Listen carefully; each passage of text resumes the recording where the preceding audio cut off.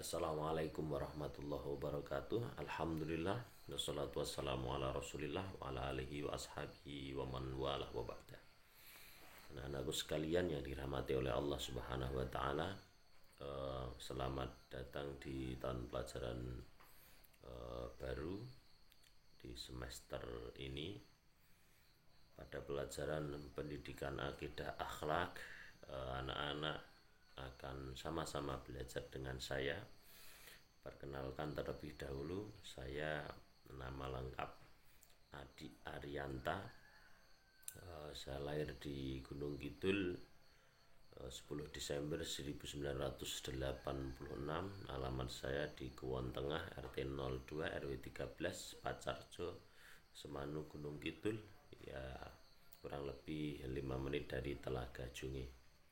Kemudian pendidikan saya di SD Negeri Kuwon, kemudian di SMP Negeri 3 Semanu, kemudian di MA Madrasah Aliyah Al-I'tisam Wonosari Gunung Kidul.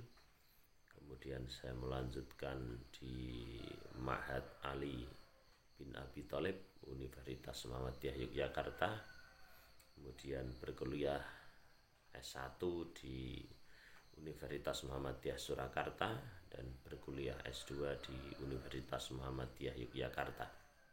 Saya kira perkenalan cukup. Kemudian silahkan anak-anak bisa mengikuti pelajaran di setiap mata pelajaran yang saya ampu dengan mengedepankan satu keikhlasan. Jadi ilmu itu bukan untuk mencari nilai, melainkan untuk mencari kebahagiaan di dunia maupun di akhirat. Masalah nilai gampang, kemudian junjung tinggi kejujuran dan kedisiplinan sehingga ilmu kita bisa barokah. Baik anak-anak sekalian, di semester ini pada bab pertama kita akan sama-sama mempelajari tentang iman kepada hari akhir, atau sering kita menyebutnya sebagai hari kiamat. Anak-anak sekalian, di dunia ini banyak manusia dengan berbagai pola pikirnya. Di antaranya adalah orang-orang yang tidak percaya pada kehidupan setelah kematian, sehingga mereka hidup dengan seenaknya sendiri, ya, tidak menjaga sholat 5 waktunya, tidak mau membaca Al-Quran, kemudian hanya mengedepankan hawa nafsu, berzina, kemudian minum minuman keras, tidak mau diatur dengan aturan-aturan Allah karena merasa setelah mati ya selesai. Nah, maka logika ini tentunya batil atau terbantahkan karena tidak sesuai dengan nilai-nilai keadilan. Seandainya setelah kematian itu selesai segala urusan, maka sungguh beruntung orang-orang yang berselingkuh dengan pasangan atau istri atau suami orang lain tidak ketahuan. Sungguh beruntung orang-orang yang korupsi sekian triliun, sekian miliar kemudian tidak ditangkap, tidak ketahuan di dunia. Sungguh beruntung pencuri, perampok, penipu, pembohong yang di dunia ini tidak ketahuan, maka mereka bisa mati setelah itu selesai. Dulu mereka menikmati kedustaan-kedustaan dan kebatilan-kebatilan itu. Maka sesungguhnya orang yang memiliki paham setelah kematian itu selesai, mereka tidak atau sama sekali tidak memiliki jiwa keadilan. Oleh karena itu, anak-anak sekalian, pada pertemuan pertama ini kita akan mempelajari tentang hari kiamat. Orang itu meskipun beridentitas muslim, kalau tidak percaya dengan hari kiamat, ya dia bukan muslim. Karena diantara rukun iman itu adalah untuk mina bil yaumil akhir, engkau beriman kepada hari akhir, atau kita sering menyebutnya hari kiamat. Hari kiamat itu ya anak-anak saya kira sudah tahulah sejak dulu, hari berakhirnya kehidupan di dunia. Jadi nanti dunia ini atau bumi ini akan dihancurkan oleh Allah Subhanahu wa ta'ala, akan menjadi luluh lantah. Saking ngerinya itu,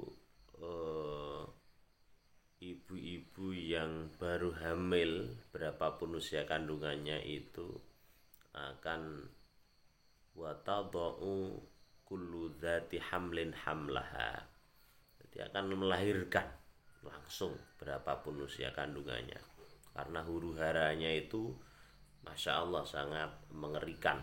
Kemudian watarona sukaro, manusia itu akan pusing ya, pusing bingung karena dunia ini hancur. Wa mahum bisukaro, padahal mereka tidak mabuk ya, mereka tidak pusing, tidak mabuk, tapi ya seperti itu. Kemudian ibu-ibu yang menyusui itu tadhalu kullu murdiatin amma ardaat, ibu yang menyusui itu lupa dengan yang disusui, padahal kasih sayang seorang ibu terhadap anaknya itu luar biasa. Ini menunjukkan bahwasanya peristiwa hari kiamat itu peristiwa yang sangat mengerikan, sehingga dikisahkan al-qari'ah, mal-qari'ah, kiamat. Apakah kiamat itu? Wa ma adraka mal-qari'ah, apakah kalian mengetahui kiamat itu apa? Yauma yakunun nasu kal farasil mabthus, manusia itu seperti lahron yang berterbangan, tidak tahu arah mau kemana, karena di mana-mana huru hara.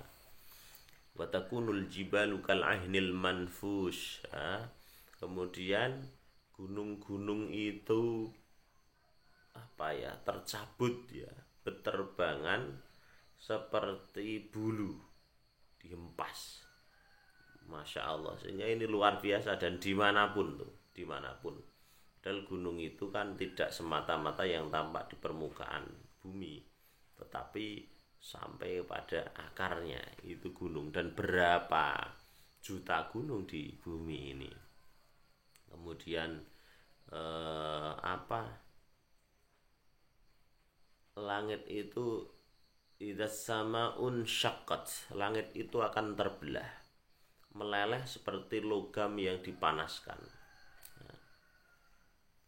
Kemudian wa idzan nujumun kadarat, bintang-bintang yang sekian banyak itu mungkin di ilmu pengetahuan alam kita akan mengetahui berapa jumlahnya ya, kurang lebih itu akan berjatuhan ke bumi. Kemudian air laut meluap dan sebagainya, sehingga ini sangat ngeri.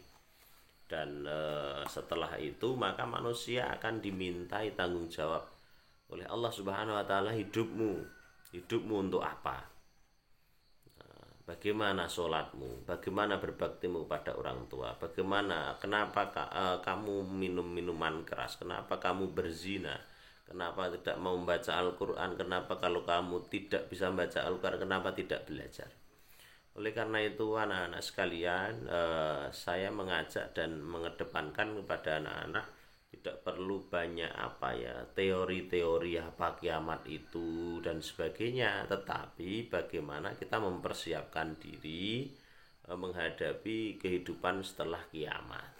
Nah, kalau kita belajar materi ini kemudian akhlak kita biasa-biasa saja, kita tidak semakin takut kepada Allah, sholat 5 waktu kita amburadul, akhlak kita terhadap lawan jenis tidak kita perbaiki, menutup aurat kita tidak kita perbaiki, minum-minuman keras tetap kita tenggak, apalagi obat-obatan terlarang naudzubillahi min dzalik, maka itu sungguh mengerikan, karena tanggung jawab kita pada kehidupan setelah hari akhir, setelah hari kiamat itu sungguh-sungguh besar.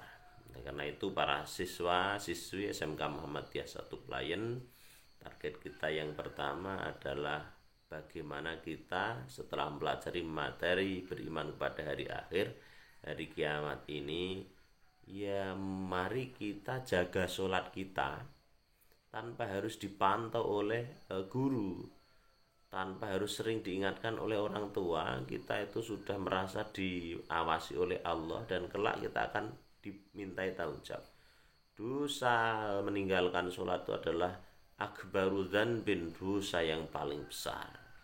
Oleh karena itu mari kita perbaiki sholat kita, anak-anak sekalian. Demikian untuk sesi ini. Terima kasih.